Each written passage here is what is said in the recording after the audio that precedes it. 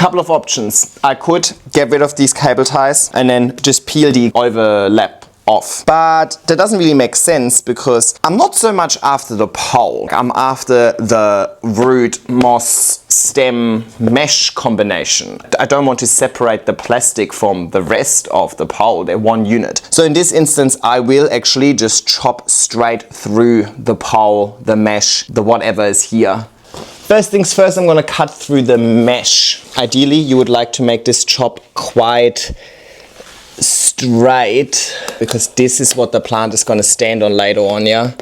There's also gonna be quite a few roots that I just have to cut through. I cut through everything over here. I need to slide these off of each other to free the garden stake. Ooh. Ooh. There we go.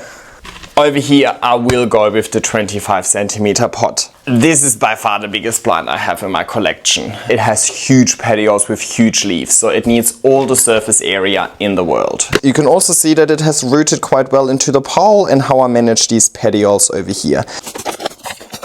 I do need to top this up so that this newest node that is already here is also growing roots into the pole. Because if it wasn't for roots growing into the pole, this entire process wouldn't be possible. Done! Now let's have a look if we can redo this twine thing. Pop this back in here. Dry moss is hydrophobic, so dry moss is going to repel it. Once your moss is moist, it's actually going to absorb it quite neatly and then just funnel it through the pole. So I water this before it gets fully dry so that it's a really easy watering experience. With the plastic backed ones, I don't even do my water bottle upside down technique.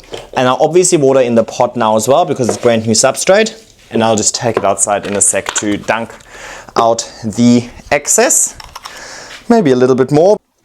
If you're worried about overwatering the pot because of the volume of water draining through the pole, water with a higher frequency, so water more often. But when you water, instead of pouring 2 liters down the pole, maybe be conservative and do half a liter first. See how far it gets you and so on. And over the course of the next few minutes, we should see the water continuously draining down.